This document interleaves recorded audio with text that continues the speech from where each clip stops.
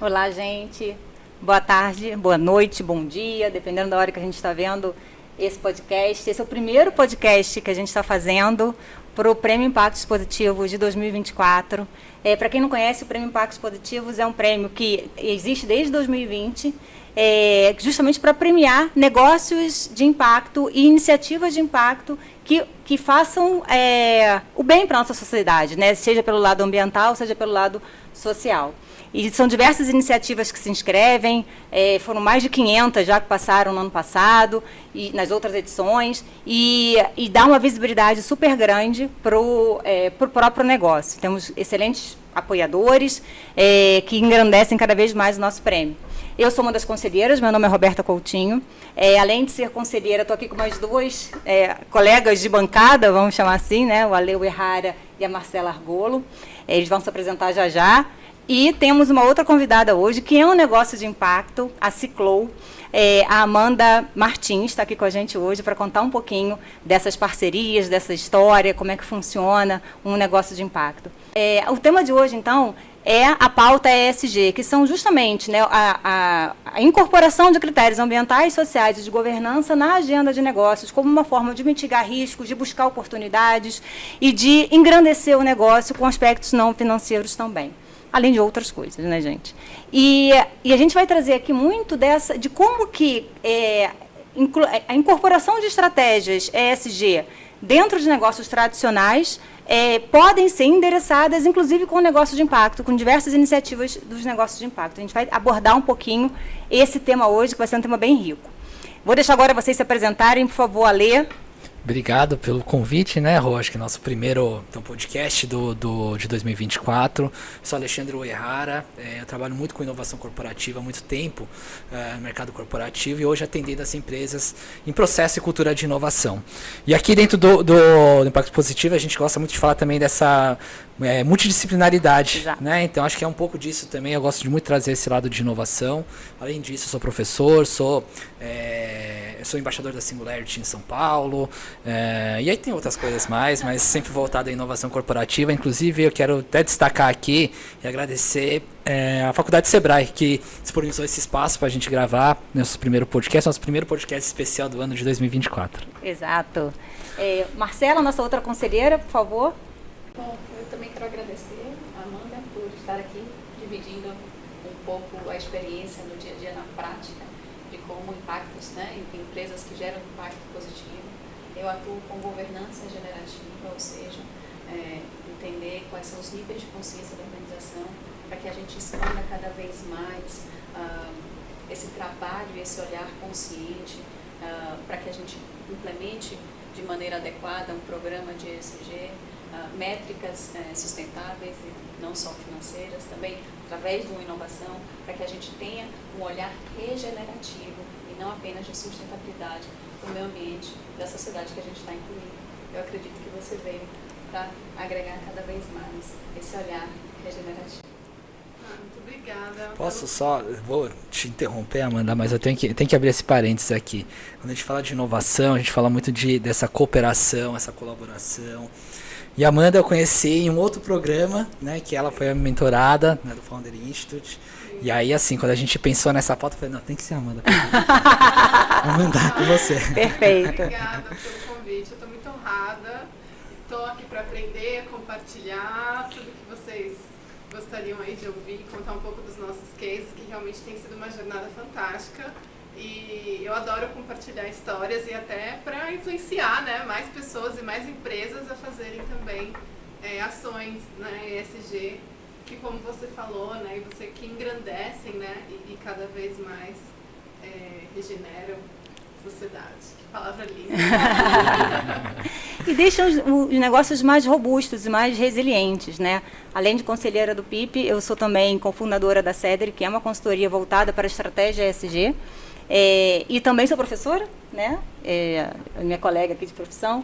somos professoras na FGV, na PUC, enfim, e outras tantas coisas. E aí, justamente quando a gente está olhando, né, quando eu estou olhando estratégia ESG de um negócio tradicional, eu tento puxar, eu sou também, eu fui CFO da Estante Mágica, que é um negócio de impacto, e aí consigo olhar esses dois mundos, né? E eu queria que você trouxesse um pouquinho, Amanda, dessa sua experiência dentro da Ciclow, de como negócios tradicionais e negócios de impacto podem conversar, né? Podem fazer negócios juntos com oportunidades que gerem valor para os dois mundos, né? Você consegue trazer um pouquinho esse lado para a gente, para compartilhar? Eu acho que tem outro lado, né? Explicar também o que é a Ciclow. Perfeito. Porque ele tem já nasceu com um propósito, né? Que acho que é legal também quando a gente fala de sustentabilidade, né? Dessa pauta ESG. Sim, com certeza. Bom, a Ciclow, ela nasceu para ressignificar, dar um novo ciclo de vida para materiais que seriam descartados. Então, a gente começou, na verdade, com roupas afetivas, pensando ali mais no público pessoa física, né? A gente tem sempre uma roupa que era da mãe, do avô, dos filhos, que fica guardado ali, cria um desperdício de ociosidade por anos e gerações e ninguém mais usa aquilo. Então, a gente começou para dar um novo ciclo de vida para essas peças, para as pessoas voltarem a usar, de fato, né? E voltar para a economia, para a sociedade. E aí a gente percebeu que muitas empresas começaram a entrar em contato com a gente, porque eles tinham mais descartes ainda e eles estavam buscando iniciativas que tinham um propósito.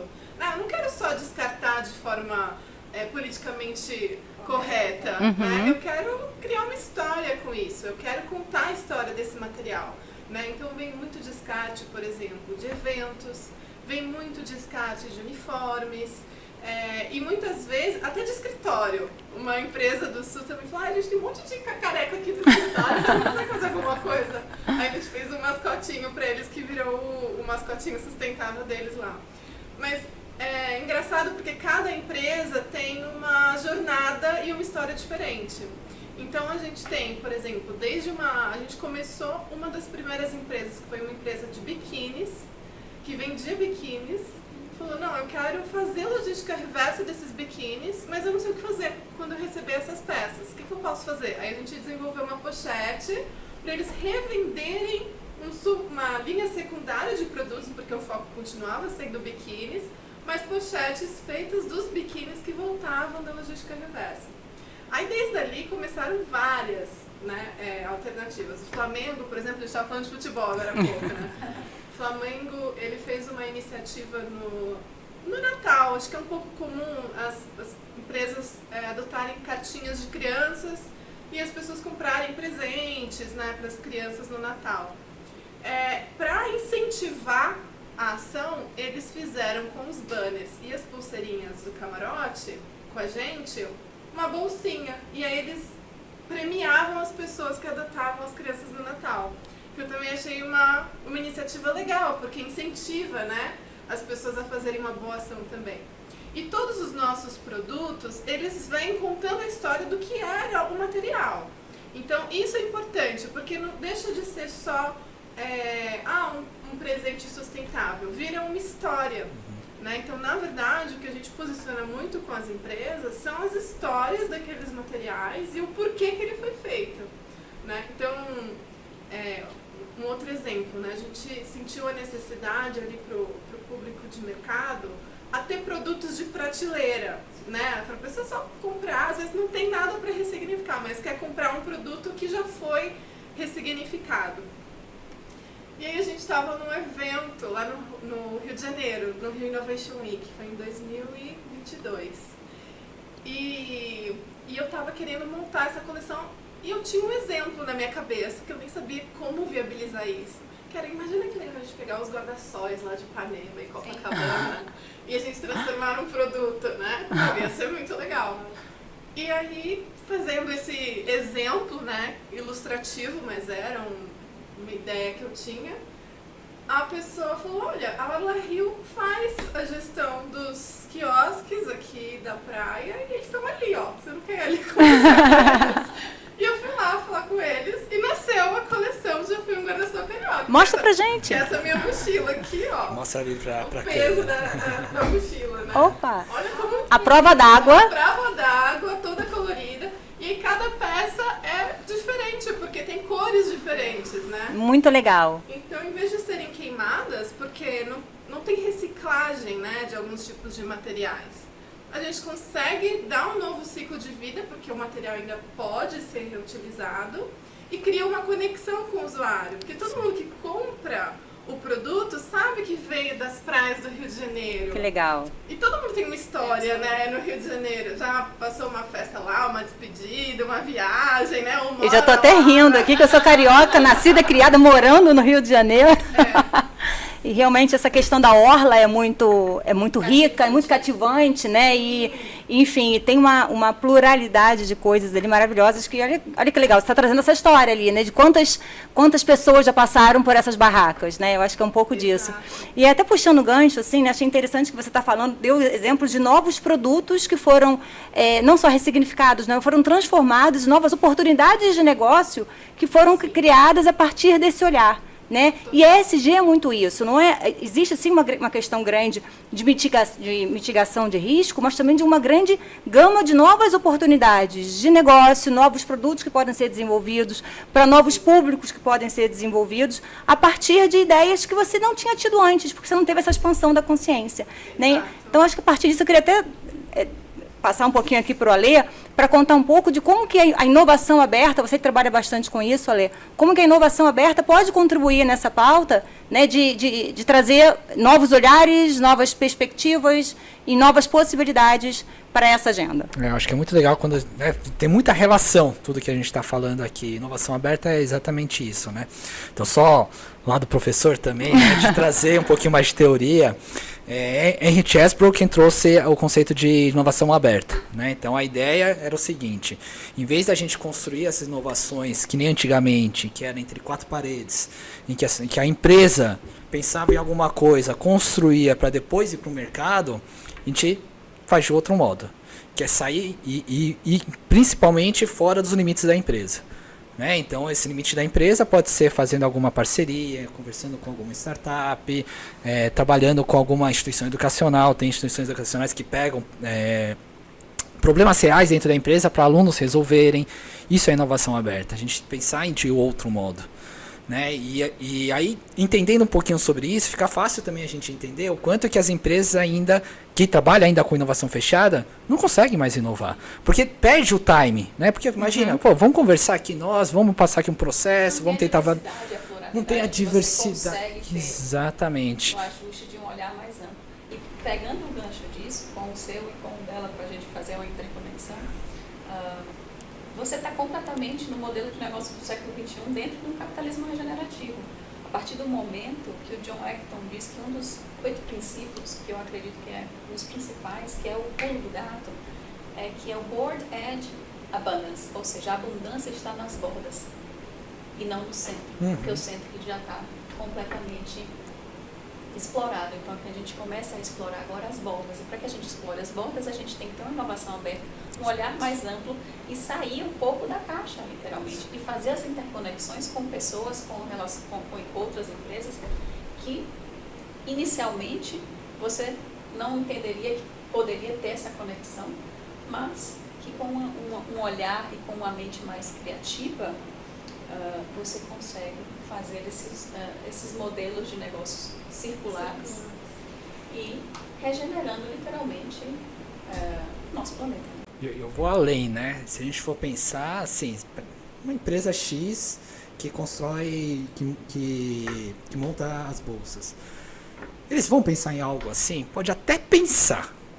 Mas assim, as pessoas estão tão no dia a dia, apagando incêndio, né? Que a gente chama de apagar incêndio, está ali no dia a dia, não tem tempo para pensar. Operacional. Então nada melhor que realmente trazer gente de fora, que pensa diferente e que tenha um propósito parecido, acho que é uma das coisas mais importantes também, né? Sim, porque para fazer esse tipo de produto, não tem produtividade, porque cada peça, cada material que você vai usar é diferente do outro. Tem um que está rasgadinho, outro é maior, outro é menor, outro está com uma mancha ali que às vezes não dá para tirar, você tem que descaracterizar as marcas. Então, por exemplo, uma fábrica de bolsas dificilmente vai conseguir incluir dentro de um processo tradicional produtivo um processo de upcycling, porque você não tem esse processo no upcycling, é tudo artesanal mesmo. Então, o nosso segundo objetivo, que a gente ainda tem muita ambição ainda para melhorar, mas de fato é o que acontece, é a gente trazer voz para os artistas que fazem essas peças.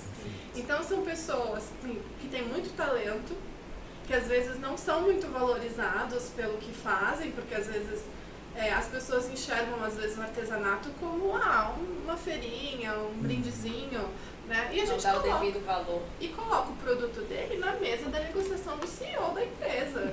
E o cara vai pagar bem pelo trabalho porque ele enxerga valor naquilo. Então a gente junta a história da empresa com a história do artesão para criar algo totalmente diferenciado. Então nosso segundo objetivo é o social, de trazer a história do artesão e a capacidade dele pro diferencial do produto, porque nenhuma fábrica vai conseguir fazer isso. Perfeito. É um processo muito não produtivo, né? É não extremamente não linear. Exato. Muito legal isso que você está falando, Amanda, sobre essa questão do CEO, né, de receber esse artesão, de enxergar valor naquilo. E eu até quero puxar, então, essa pauta aqui para a Marcela, que conhece muito, né, dessa parte toda de liderança, né? Como é que a governança generativa pode apoiar, então, o CEO nisso, nessa jornada de entender, né, e dar mais valor a essas peças que não são simplesmente uma peça, né? Uma peça que tem grande valor, que tem uma história, que tem um propósito, que tem uma conexão com o público que está recebendo também. Eu acredito que a governança generativa, ela nada mais é do que a mensuração de níveis de consciência de governança da sua organização. Eu mapeei 7 níveis de consciência, começando ali pelo caótico, chegando ao generativo, para que possa, em algum momento, expandir para o co-criativo, através de um ecossistema de inovação ali. Um ecossistema vivo, com várias empresas atuando nisso. Mas para que a gente chegue neste grau, a gente tem que começar o que eu falo na ODS 0, que é a ODS da expansão da consciência. Acredito que dentro das 17 ODSs, mais a ODS 0, a gente tem 2 pilares extremamente importantes. É a 0 da consciência e a 17, que é da parceria. Sem essas duas, a gente não consegue ramificar para as demais. E como que a gente consegue isso? Através de uma liderança regenerativa. Ou seja, renascimento da liderança. Essa liderança que a gente tem tradicional, ela tem que literalmente morrer e nascer um outro tipo de liderança. Uma liderança com a visão mais holística, uma liderança com empatia, uma liderança que consegue olhar um cenário mais amplo e o que o processo decisório dela afeta não só a organização, mas todos os stakeholders e também a sociedade, o meio ambiente que ela está inserida. E dessa maneira também fazer essas decisões mitigando riscos, gerando impactos positivos e gerando também mitigações de impactos negativos dentro da sua cadeia como um todo. Mas para que isso aconteça, você tem que ter um trabalho muito interno de desenvolvimento primeiro dessa liderança para depois cascatear para a organização como um todo. E isso se dá através de uma educação corporativa continuada. Então, para você expandir essa consciência, não é do dia para a noite, demanda tempo. E isso vai em confronto com o quê? Com essa aceleração que a gente tem dentro das organizações por resultado, por métricas, por produtividade. A gente não consegue criar, a gente não consegue expandir a mente, a gente não consegue ter esse novo olhar se a gente está nesse modus operandi, né?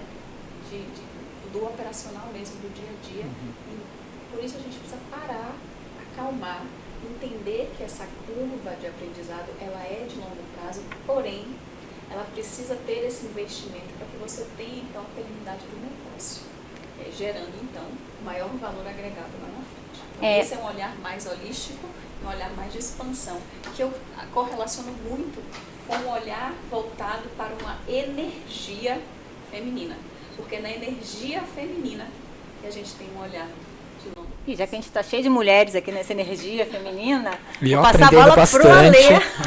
Não, mas eu tenho uma pergunta aqui que eu queria jogar para Amanda também, né, Amanda? Porque não é fácil quando a gente fala de uma startup, uma empresa menor, entrar numa empresa grande ali. Quais os desafios que você teve, pensando que assim, no mundo ideal a gente tem um mundo novo, mas o mundo atual ainda o pessoal tá ali atrás. Precisa fazer essa ponte, né? Entre um mundo e o outro. Para chegar nesses líderes conscientes que às vezes não estão tão conscientes assim, né? E como é que você Que chega o nesse Open Innovation é excelente... bonito também no papel. É. Mas aí você tem um monte de outra coisa por trás. Exato. Com certeza, assim, além dos desafios como qualquer outra empresa tem, né, de gestão, né, de conseguir investimento e tal, para chegar nas empresas a gente tem que ser muito assertivo no que a gente quer propor. Então a gente não pode concorrer, por exemplo, com outro brinde corporativo que vai ser muito mais barato que o nosso. Então a gente não consegue competir com os kits de Welcome Kit, por exemplo, porque normalmente se compra muito volume por um baixo preço. E aí a gente vai entrar no processo tradicional de compras, que é comparar preço e pronto. E aí a gente não tem destaque nenhum.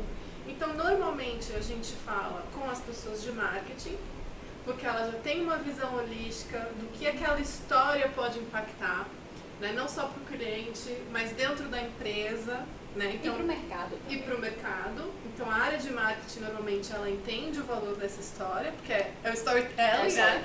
Então a área de marketing normalmente é o nosso primeiro aliado e segundo a de sustentabilidade, porque antes a área de sustentabilidade ela era muito operacional. Eu preciso de um certificado aqui, você emite o certificado, sim ou não, e pronto, acabou. Agora você já vê pessoas mais jovens dentro da área de sustentabilidade. Então, muitas vezes são trainees, olha isso, são estagiários, que encontram a gente nas redes sociais. Olha! E nos apresentam para o restante da equipe. Que legal! Porque é algo fora do padrão que a área normalmente faz. Legal. Então, como a gente não é uma reciclagem propriamente dita de triturar, queimar, né, ou coprocessar, acaba sendo diferente do que a área de sustentabilidade está acostumado. E todos eles gostam, porque os valores estão intrínsecos, né, na área. Então a gente trabalha muito essas duas formas, né, para conseguir chegar na empresa. E legal, Eu Amanda, acho que... desculpa. Desculpa, Rô, só para complementar, Claro, vai de conta com o que a Marcela estava falando, né? Porque eu gosto muito de falar que essa inovação não pode ser um departamento, não pode ser uma área. Exato. Ela tem que estar horizontal. E aqui, né, assim, será que a empresa precisa ir para uma área de inovação? Não. Na cultura. Tem na cultura, aí vai para o marketing, vai para a sustentabilidade. Coragem, E aí? Coragem, eu não gosto nem de falar de segurança psicológica, eu falo coragem psicológica. Legal. Para todos os colaboradores trazerem essas inovações. Isso, porque então assim, você está falando da inovação tá transversal e o ESG também tem que estar transversal. É isso porque aí. se ele não estiver na tomada de decisão do dia a dia da empresa, ele de fato não está incorporado naquela cultura, você não dá base para aquela agenda de fato evoluir dentro da empresa. E você falou duas coisas que eu acho super interessantes eu pontuar aqui. Uma é a questão do processo tradicional de compras. Cada vez mais as empresas estão sendo já, né, cobradas não só pelo que faz dentro de casa, mas pela sua cadeia. Né? Então, quando você está olhando o seu processo de compras, você tem que buscar cada vez mais fornecedores que sejam mais sustentáveis e dentro de critérios, minimamente, né, alguns critérios sociais e ambientais ali que precisam estar incorporados dentro desses parâmetros também da sua política de compras. Então, tem todo um reajuste da visão da liderança para que também incorpore isso e ajuste a sua própria governança, a sua própria política de compras para incorporar esses critérios. E o segundo ponto que eu acho interessante é a questão da nova geração. Os valores ESG, eles estão muito ligados ao que essa nova geração acredita.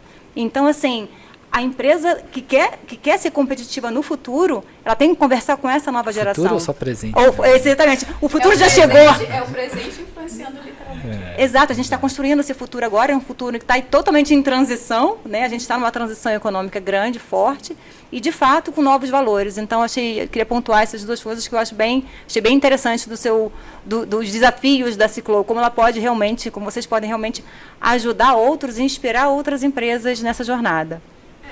E assim, complementando também, que acho que não dá para tirar da pauta, é também o desafio de escalabilidade desse processo. Isso. Né? Muita gente, muitos investidores, né, sempre me falam, como que você vai escalar isso, como você vai escalar isso? E sim, a gente tem um plano para isso, e não pode ser ignorado, porque se a empresa é de impacto, eu acredito fielmente que se a empresa é de impacto, ela deve objetivos sociais, assim, que ela tem que querer escalar. Porque quanto maior a empresa conseguir ser, mais benefício em prol legal do meio ambiente para o social, ela vai ter. E mais impacto ela gera, E mais justamente. impacto ela vai ter. Então, esse é, acho que um desafio constante em todos os negócios de impacto, porque ele não é tão simples quanto uma empresa de software, por exemplo, mas ele tem que pensar em como escalar. Porque senão... Escalar de maneira orgânica, talvez, né? tem que Talvez crescer. uma outra linha de maturidade e de rapidez nessa escala. Num outro timing, mas ela tem que pensar grande. Porque se ela não pensar grande, aí o impacto fica muito pequeno, né? Então, esse é o nosso maior desafio agora, nesse momento, em 2024. A gente está focando muito nisso. Em como tentar escalar. Crescer e expandir. E além das suas vivências aí de inovações, você vê alguma coisa parecida com isso que conseguiu escalar? Eu acho que assim, mais do que isso, né? Eu sempre falo que não existe uma receita de bolo. Cada negócio é um negócio, cada mercado é um mercado. E aí eu vou pegar o gancho, né? Dentro do Prêmio Impactos Positivos é isso, né? A gente ajuda essas empresas, né, os ganhadores, com conhecimento, com mentorias, exatamente para ajudar essas empresas, não em um modelo, em um framework que a gente vai jogar ali, mas estar junto com elas para que elas cresçam e tenham esse crescimento sustentável, vamos dizer assim, né? Exato, gente. Então, acho que é isso, né? Queria agradecer a vocês, dar assim uma frasezinha final aí de despedida para cada um. Marcela, quer começar? Um fechamento aqui? Eu acho que a frase que eu deixo é: seja a mudança que você quer propor. Acho que eu convido a todos a revisitar as coisas que tem em casa e tentar dar um novo ciclo de vida para elas. E procurar a Ciclow. Entrar no nosso site pra gente ajudar. Fala o site. É www.ciclow.com.br. Legal. Ale? Eu queria assim deixar o último recado que eu sempre falo, né? Para mim é uma honra estar aqui com vocês. Para mim sempre é um aprendizado. Não sou especialista, né, em sustentabilidade, ESG, de inovação eu sou, mas para mim tem muita conexão, né? E a gente tem que sempre pensar muito em conjunto. Então obrigado por estar aqui com cada uma de vocês. Exato. Eu coloco que, desculpa, Imagina. ESG é inovação, sabe por quê? Porque nunca fizemos.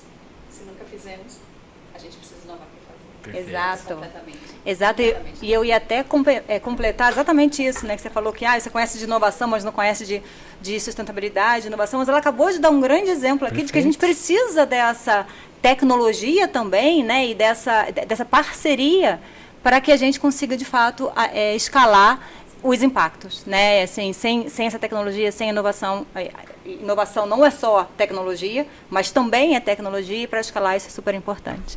Queria agradecer vocês terem aceito o convite, estarem aqui com a gente. A Faculdade Sebrae que disponibilizou o espaço. Novamente aqui a Faculdade Sebrae pelo espaço, e convido vocês também a conhecerem o PIP, o Prêmio Impactos Positivos, www.impactospositivos.com.br. Acertei? Obrigada, gente. Até a próxima.